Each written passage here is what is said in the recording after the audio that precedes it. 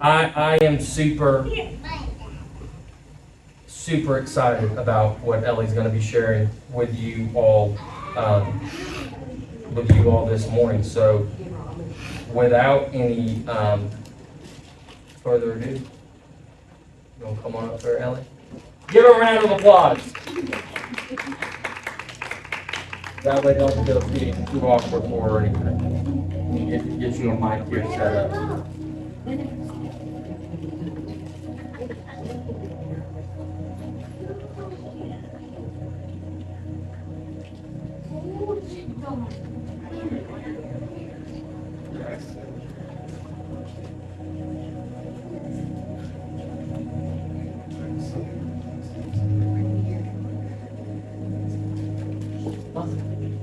You're good to go.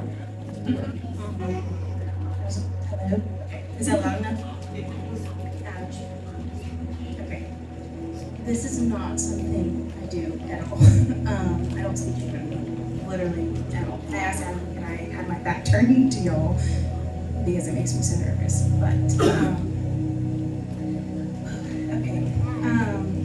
I know this probably is going to come as a shock to all of everyone. But in the early hours of Wednesday, June 24th, last week around 3 or 4 a.m., I gave my life to Jesus. I got born again. I sat on the living room floor with my husband beside me and finally decided to surrender my life and everything to the Lord that I've been carrying. Not just asking Him to be a part of my life, but giving my life to Him completely. Years ago, I thought I had gotten saved. A friend of mine had taken me to get baptized in the lake, and I believed at that point in my life, because it hadn't been explained, that baptism was what made me a Christian. I didn't understand that baptism is an outward expression of an inward transformation. That salvation comes through placing your faith in Jesus and surrendering your life to Him. After that, I cleaned up my life on an outward look. I stopped drinking, I walked away from many sinful habits, and I looked like I had it all together. Then later I had my first son, Isaiah, and I was wrestling with my salvation. And my husband told me something that shocked me, that water baptisms alone is not what saves you. And deep down, I knew that he was right and I was still lost. That night, I had him lead me in a prayer, and I asked Jesus to be in my life, but I never surrendered my life to Him. I wanted Him to walk alongside of me while I continued to carry my guilt, fear, shame, abuse, lies, and selfishness, and everything else that I've been holding on to. Instead of laying my burdens down at His feet, I asked Him to step in my life and walk with me while I still carried them myself. I walked away that night more confused than free. For years afterwards, I couldn't understand why I still lived with such heavy weight. I was constantly haunted by my past. Some days it felt like I was reliving it all over again. While driving, I would randomly think, if I died today, would I really be with Jesus?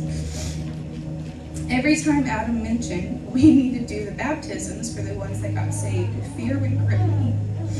I remember praying, please God, don't let me get baptized until I'm actually saved, because I felt like God was going to take me out for lying, because I wasn't sure if I was or wasn't. I watched person after person get saved in church, and I was generally happy for them, but at the same time my heart was breaking. Why were they so full of joy when I felt crushed? If I'm being honest, I became angry, and I didn't fully believe in this. I was trying to talk myself into believing I was saved. And after all that, the Lord just lets you walk through some of the crappiest days. I walked through miscarriage after miscarriage, heartbreak, fear, and everything I saw in a negative lens. Deep down, I knew something wasn't right. But who wants to admit, as a pastor's wife and the kids' ministry leader, that I'm actually not saved? The conviction grew heavier. My marriage struggled in areas. My role as a mother suffered. My husband kept pointing out areas I was holding on to, and I felt like everything that was hidden, that was being brought up to light, was an attack. I kept telling him, I need a fresh start. Something is wrong, but I can't fix it. And I couldn't even understand what a fresh start even looked like. Finally during one of the hardest conversations that we had, I couldn't deny it anymore. I wasn't truly saved, and I couldn't keep pretending. I needed Jesus to actually save me. My husband prayed with me, and afterwards we sat quietly.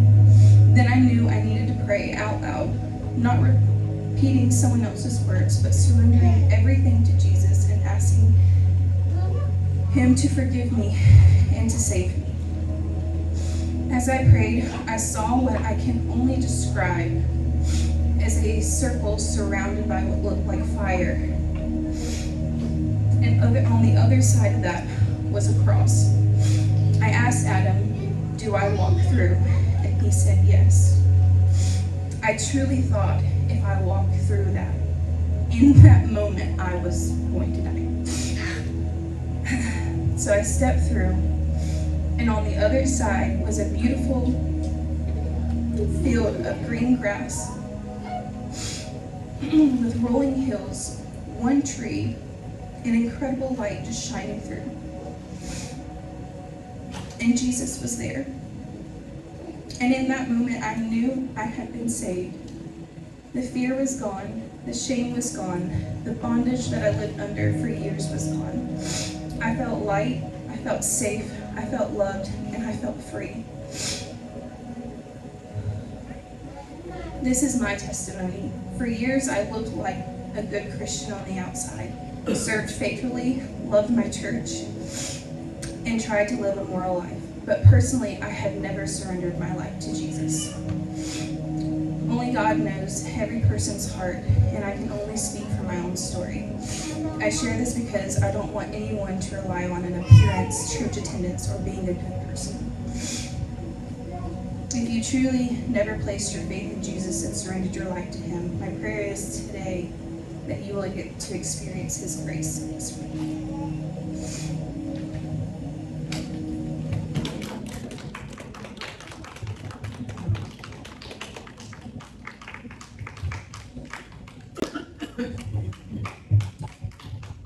Ellie is proof that you can do all the right things and still be lost.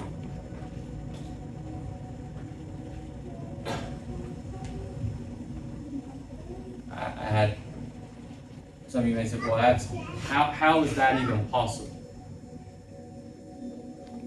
What do you think salvation is?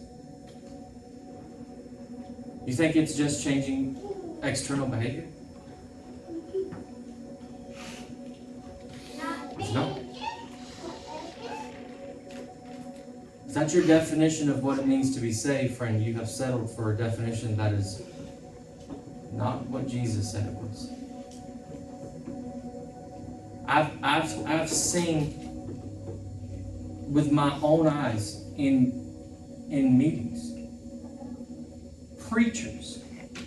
I'm not talking about the crazy kind of preachers we saw. No, I'm talking about preachers that I knew and saw and was with and could preach. I've been in meetings and seen those preachers run to an altar and get born again. I know somebody said, "Well, what do you say when what are people gonna think when your wife made a profession and been in the ministry and all that, prayed, devoted, all that stuff, you shared prophetic words on everything, and is lost." Friend, if you think that I care more about what an individual thinks than an individual actually getting saved. You don't know me very well. You don't know me well at all. Well, because this thing is real. And Jesus is far more concerned with making sure you have the real thing than just a definition of salvation that is changing behavior.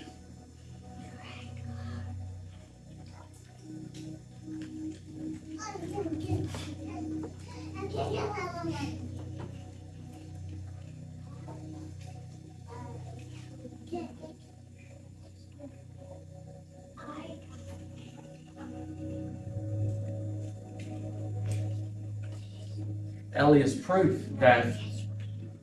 proof that what's so powerful about that testimony, her testimony, she had changed her life already. When she got dunked in the water, thinking that was salvation, she realized it wasn't. There was external change. She wasn't saved.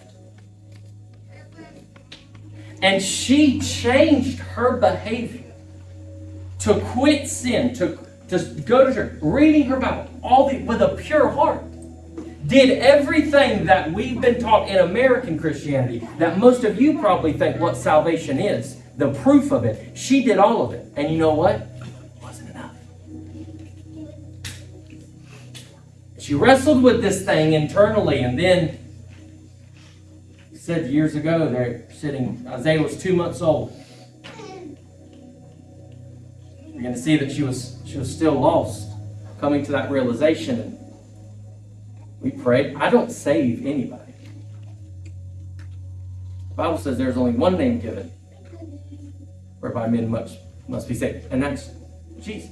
I can't save you. Don't matter if I pray, lay hands, release a prophetic word. That's not salvation, friend.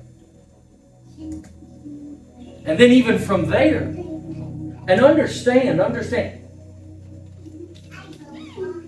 Ellie wasn't living a double life.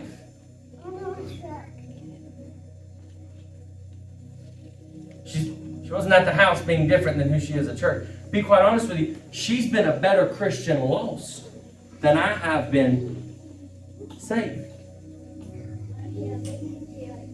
Doing everything, reading her, devoted, getting up early in the mornings, reading her Bible, listening to worship music so much, I'll be quite honest, it aggravates me sometimes. Like, I love worship music as well. My God, can we just for a minute? In the house and worshiping with a pure heart. I'm trying to put on no show.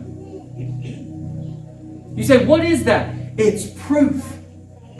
See, we think the powerful testimonies are the ones of the people saved off the bar stools and saved from addiction and saved from stop sticking the needle in their arm. And I thank God for those. I do.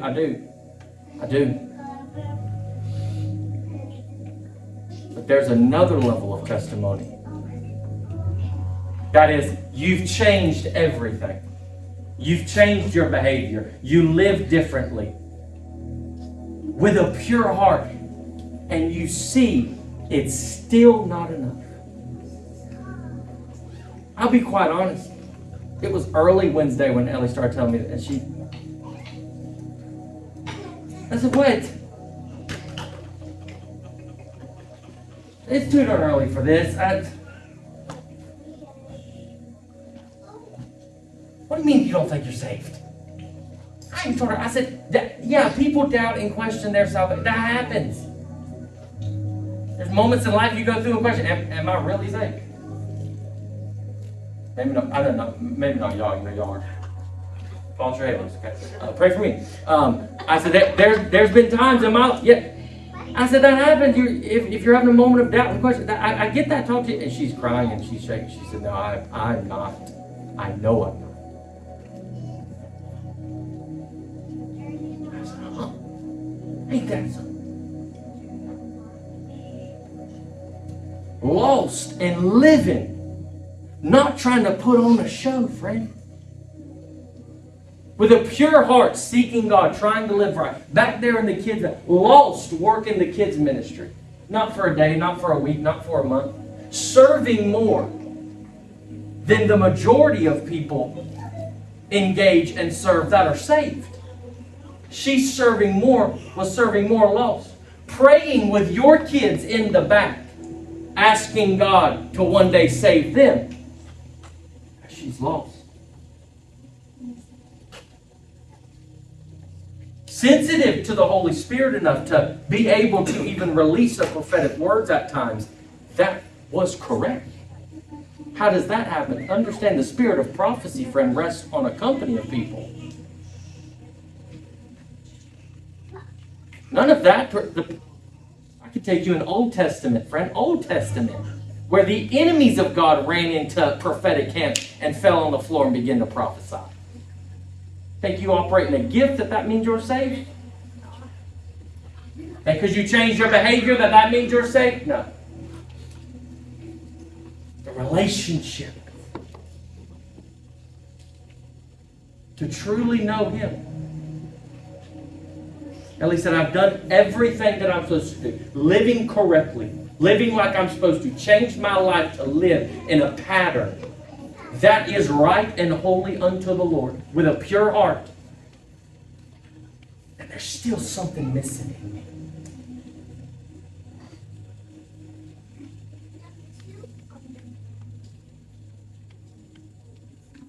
We're going to dismiss the kids in a minute.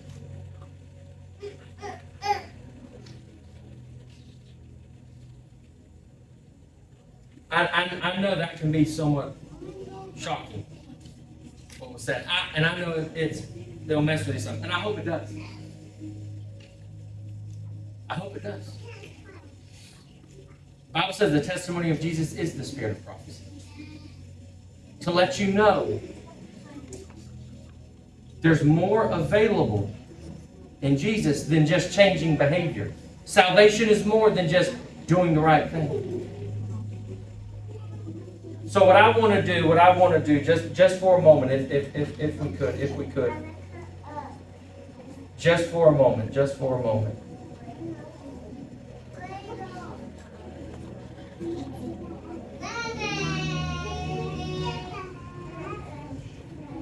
Heads bowed, eyes closed again. If you need to take the kids out, you can. If they're...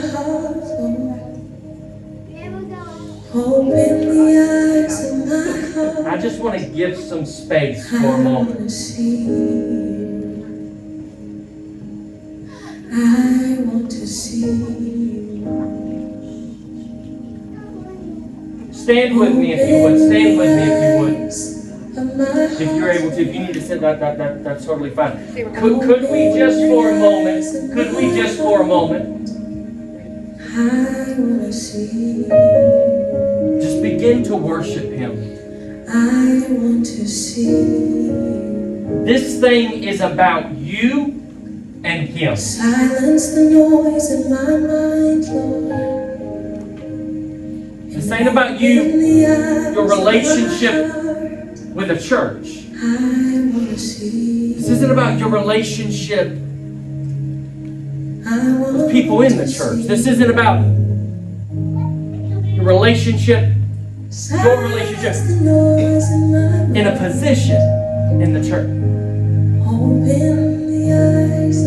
This thing's about you knowing Jesus. Not you knowing what to do, friend. Not you knowing how to act. To see you high and lifted up, shining in the light of your glory. Pour out your power and love. Do you really have as we sing what you say you have? Friend, you don't have to convince me. You high and lifted up. shining in the light of your glory. Pour out. I never try to push, I never want anybody to doubt their salvation, but I do want you to be sure that you're sure. So open the eyes. And as we just for a moment, could you just begin to turn your attention unto Jesus? I want to see you. I want to see you.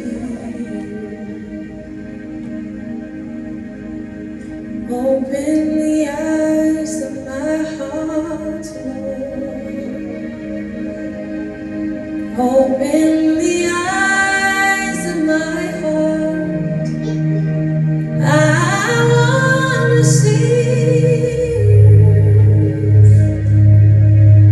I want to see you. I want to see you. If you say this morning that you know that you know Jesus,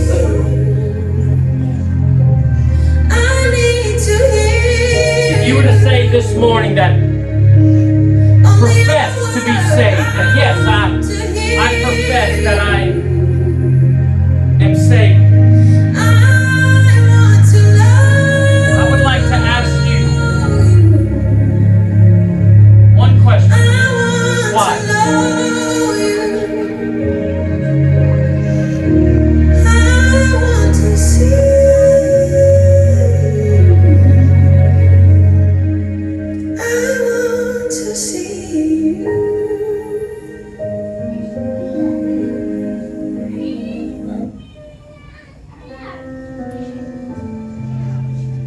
Is it because of the actions? What is the proof in your life that you actually know Jesus, that you are saved? If you say, yes, I know Jesus, I know that I'm born again, I'm confident in that. What is your confidence in? It's a simple question. Is it because of the change that you have seen in your own life? Is it because of the actions that you once did this and don't do that anymore? And yes, 100%, that is a consequence. That is a part of it. But friend, that is not it. Just asking this morning a simple question. Do you actually know Him?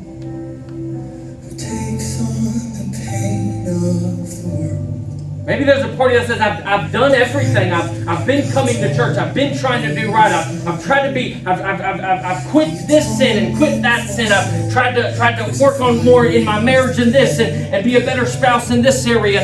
And I'm trying to be a better person here or there. And I'm doing well. And I'm reading the Bible and I'm listening to worship music. But if you're honest with yourself, it's not doing it.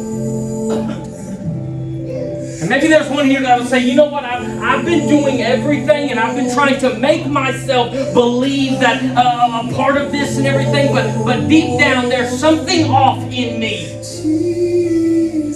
I've seen a radical change in Ellie since Wednesday. And you know what? It's nothing behavior. She was already living right. But the radical change that I have seen in my wife, that quite frankly has been shocking to me, is the peace that she now has. It's the joy that she has. The hardness of her heart gone.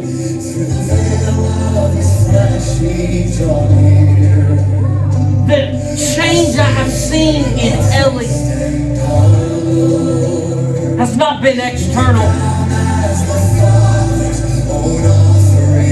but a radical transformation of her internal world.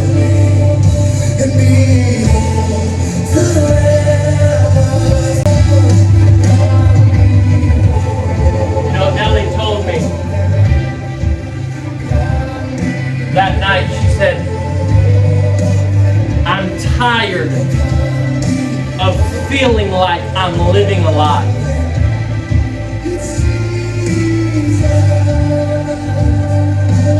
and trying to live this life and doing it with the right heart and pure intention and everything. She said, I'm tired though of feeling like I'm trying to be something that deep down I know that currently I am not.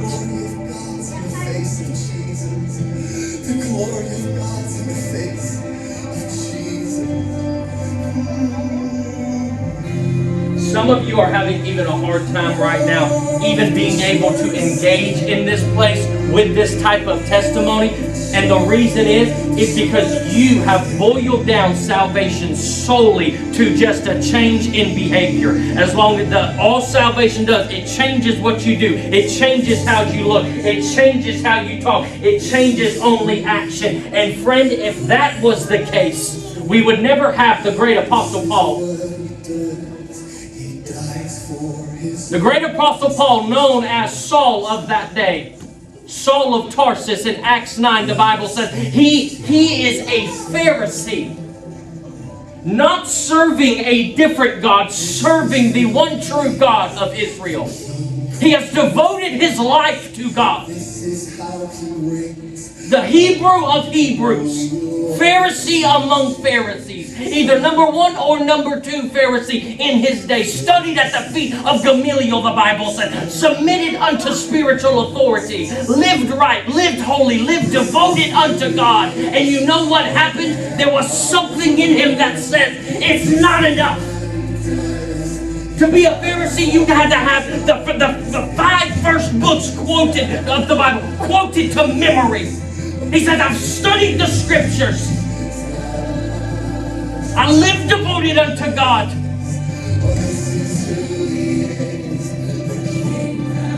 Willing to stand before others, stand against what he thought wasn't his God. Willing to go to this extreme degree to even kill others for his God. The Bible says he was zealous toward God when he was lost. I believe there was something in that day when he stood and sanctioned the killing of Stephen, the one who got saved and follower of Christ. I believe Paul, at that time being Saul, stood there. Pay attention to me right now, where you are with your eyes closed. I don't care that kids are moving and crying. Be an adult, pay attention to me. You try to distract yourself with nothing more than the enemy right now. Focus, okay? Because some of y'all are trying to dodge this thing. And you know what's going to happen? You're going to stay stuck in the hell that you're living in now. I'm telling you, there's something more available than just what you think Christianity is, which is coming to church once a week, trying to live right, not cheating on your spouse, not watching porn as much, trying not to have as much alcohol as you did. Friend, I'm telling you, there's something real that you need. Not just making sure you change behavior. Friend, I believe the majority of hell is not going to be full of rapists and murderers and evil, wicked, sinful people. Yes, they will be there, but I believe the majority of the population of hell at the end of time will be good-hearted, pure intention, religious people that died lost. Ellie would have drew her last breath Tuesday and have stood at her funeral and preached her into heaven. But the reality that is hard to hear, but some of y'all need to see, is I would have stood, prayed, preached her with undeniable faith that she was in glory. But the truth is, she would be in a devil's hell right now. Not because of how she acted, but because salvation is not just moral behavior. Salvation is a regeneration of your interior world. This is why the writers had to use language like being born again. This is why they described it in ways such as death unto life. A radical transformation, not just externally, but internally. And a Saul of Tarsus, good-hearted religious man, extremely respected in that day in the church, stood there as a follower of Christ, is being stoned to death. And I believe there was something in Saul as he looked in the eyes of Stephen, drawing his last breath, that said, he's got something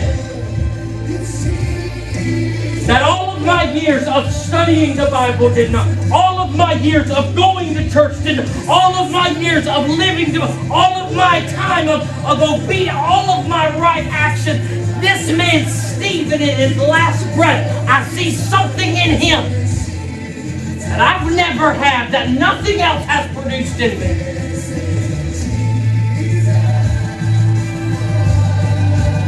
Right after that is when Saul gets saved. You take the kids in the back. I know they're okay. Just a few more minutes. I'm not going to preach this morning. This is what we're doing, okay? So y'all need to lock in just for a minute. I just want to give space to worship. Move up the altar. If you can take your kids in the back, take them in the back. They can be on the floor doing whatever.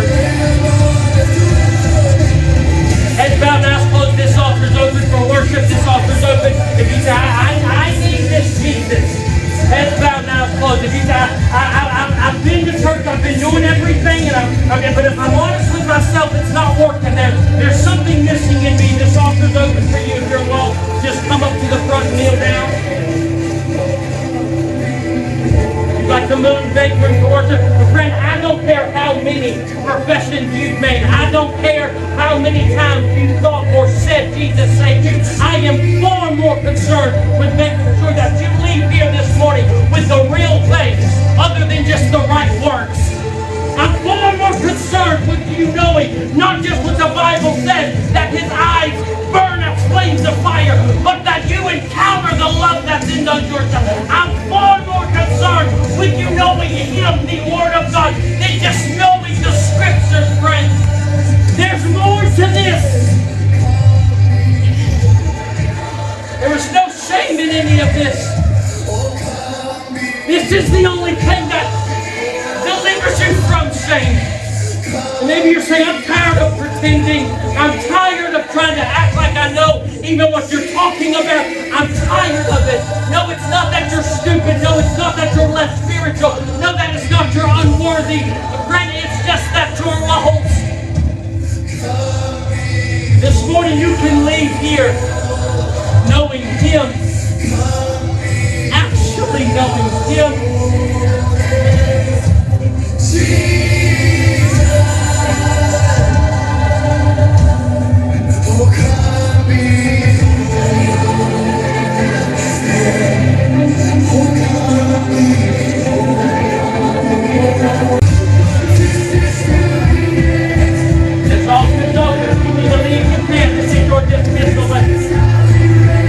God is moving right now in the hearts and lives of people. You don't have to leave these doors the same way that you walked in them.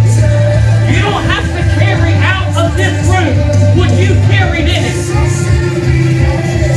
The years of hurt, the years of shame, the years of guilt.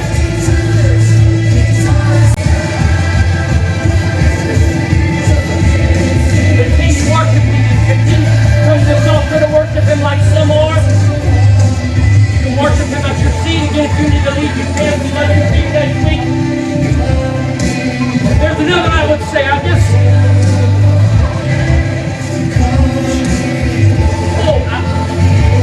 not trying to drag it out, but I feel his heart so strongly for another. He is talking to you. I feel his heart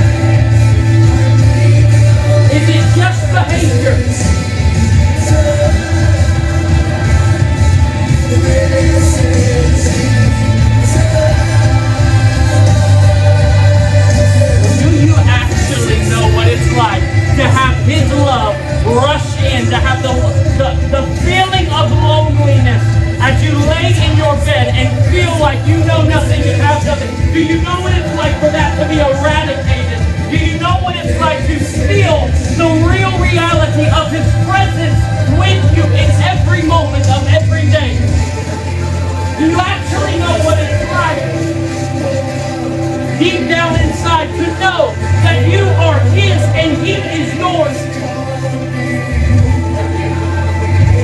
That is what salvation is. If that's you, as we're continuing to worship, if that's you, people are at this altar, you come here to worship, oh yes, worship where you are, but if there is that, if that is you, I don't want you to wait, I don't want you to wait, I don't want you to wait. Come now, come now.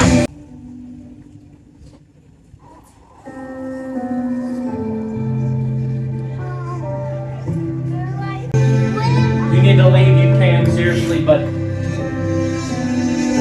you are saved this morning. I need you turning your attention unto Him, worshiping Him. Those that have just gotten saved this morning, I want you to begin to engage in worshiping Him in this new place. And there is another. Heads are bowed and eyes are closed. If there is another, I don't care how many professions you've made. I don't care how much you've been to church. I don't care what all you may have done in church.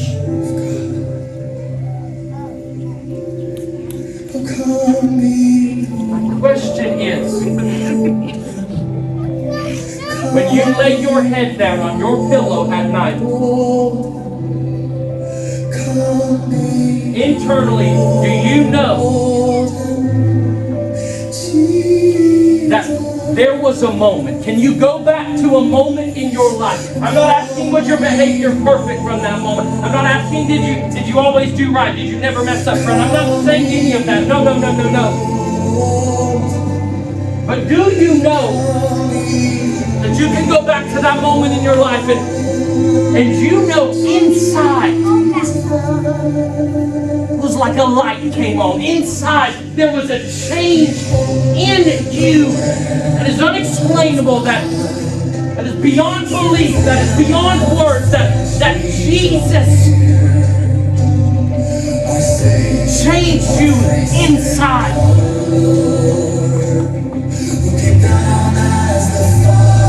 You say, be honest with yourself, and you say, no, I can't go back to that moment. Friend,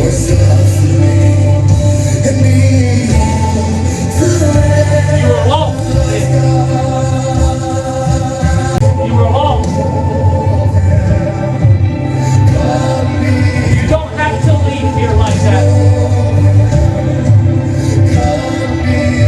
Quite honestly, it's extremely dangerous to leave here like that. Head bowed and eyes closed. If you need to walk around, sit, stand, I don't care. Turn your attention and affection unto Him. I don't want one person to leave here not knowing where they stand with God. Please don't walk out these doors the same way you walked in them. Completely abandoned for you, Lord. You may not have another opportunity, and that's just the fact, friend. Completely. You may not get another chance. Completely abandoned for you, And it doesn't matter what I would say standing at your funeral. Completely yours. You know. I know today was different. I know in some ways shocking. I know, and maybe a little aggravating for some because I know the kids were in here and everything. I get that. But I'm so thankful for how the Lord has moved.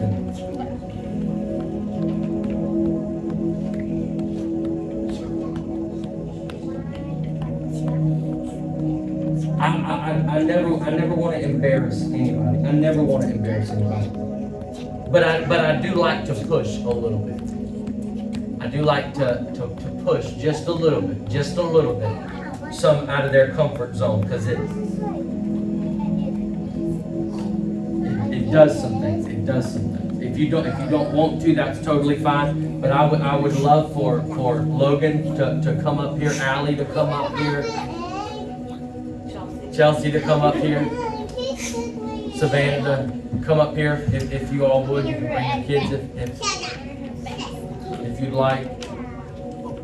You don't have to say anything, but if you would, if you want to, if you feel, if you'd like to say anything.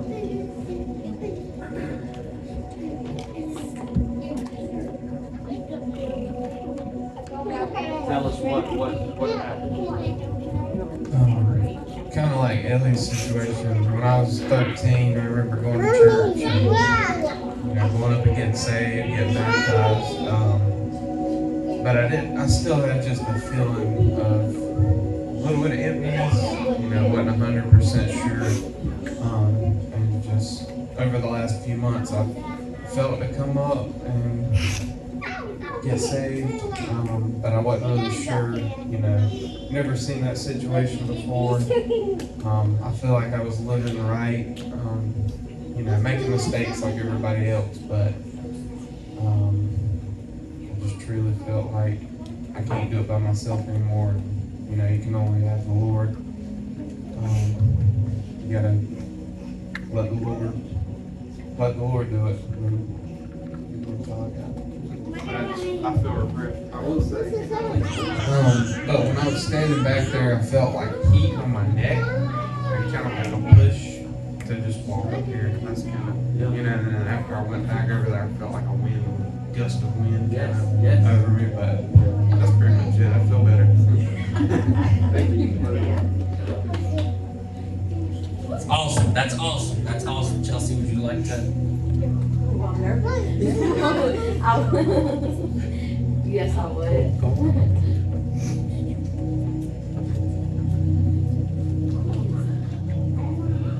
I'll check my blood pressure at the same time.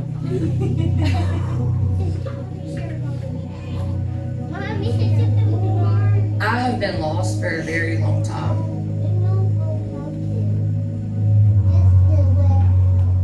And I'm tired of being lost.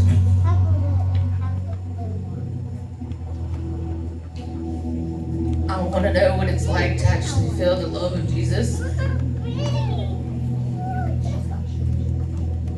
And I just want to live a better life and live through Christ. It's very overwhelming, but I can feel it. I thought if, like how you were speaking earlier as far as behavior, you can say the right things, but if you're not actually wanting to live right and do better, it doesn't matter. So for me, I know I've been wanting to be saved again and actually feel Jesus' love every day. And I want to live better, and I want to know what it's like to actually love Jesus and mean what I'm saying, and not just saying it because it's what my friends are saying or what I feel like people want to hear.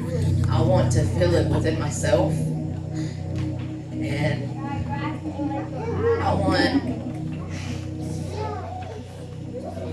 I just want to feel full again. I want to feel the love. I want that so much, and that's really all I have to say.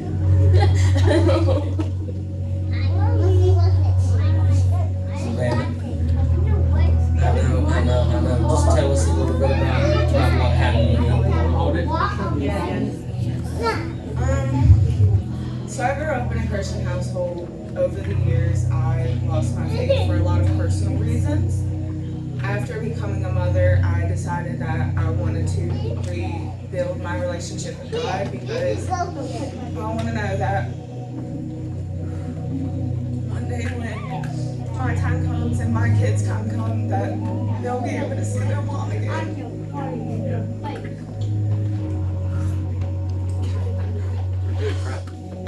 I just want to be able to lead my kids down a good path with Christ. And I'm glad that you push sometimes, that you're like, come on. Because it takes me a second, but eventually I get there.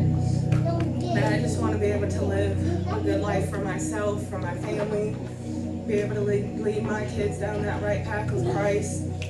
And that's what I mean. Tell us what happened. What you asked the Lord? I asked the Lord to save me again and to help me not feel so lost.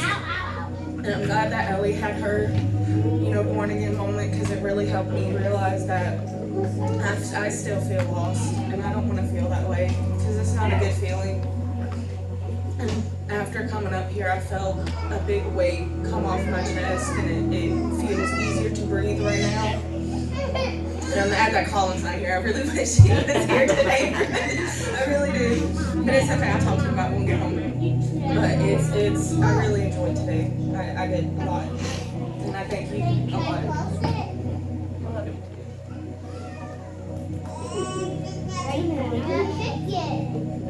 Savannah, we know, she made a profession a few weeks ago, and that takes a lot. That takes a lot to come back down to say.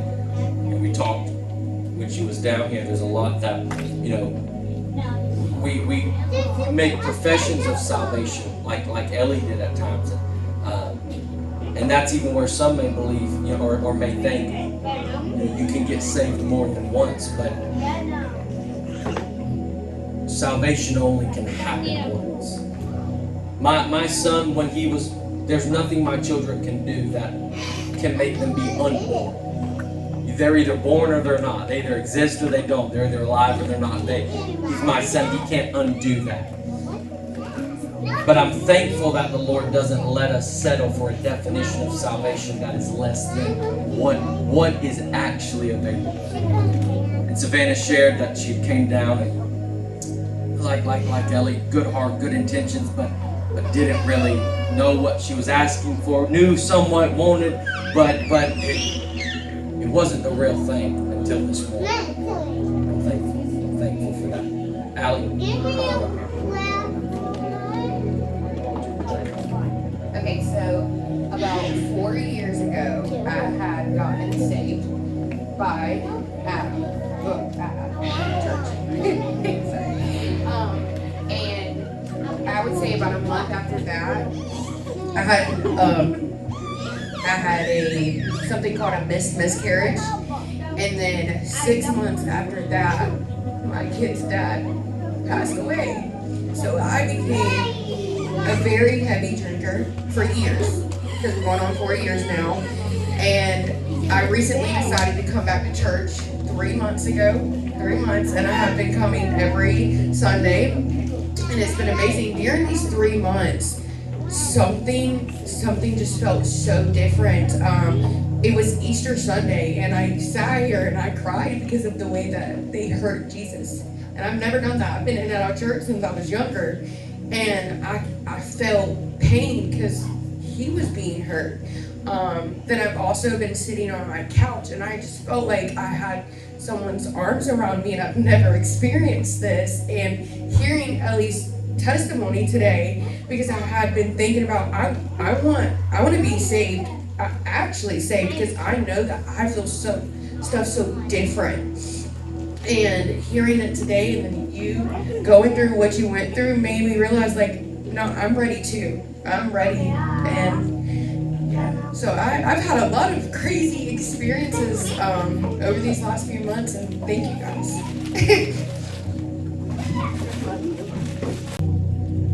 Give everybody a round of applause up here, and thank the Lord for saving everybody. That's awesome. That's all. I'm proud of y'all. I know that's a lot. That's a lot to, when you've made professions and everything, to come to that place of honesty within yourself and with others in a public way. And I'm thankful for that. So before all those that made professions this morning, before you leave, we've got a Bible to give you, a new Bible to give each of you. We've got a new, we want to put a little booklet in your hand. It's a little quick devotional, a new believer's resource to help kind of talk a little bit through about what happened as far as salvation and kind of next steps from there. What are you doing, little girl? Talk about some next steps in that for you and explain a little bit about what took place and all that. So don't leave without getting that. But other than that, we love y'all. We thank y'all. I know today was very different all over the place. We just followed the Lord in it. Please note the kids did awesome. I know they were all over the place. That's totally okay. They've been here for a long time during the service. That was the first time. that they were here actually for the whole service like that, and they're very young. They did awesome. So parents, don't freak out. I know it was hectic, but the Lord moved and it was good. We love y'all. We'll see y'all Sunday.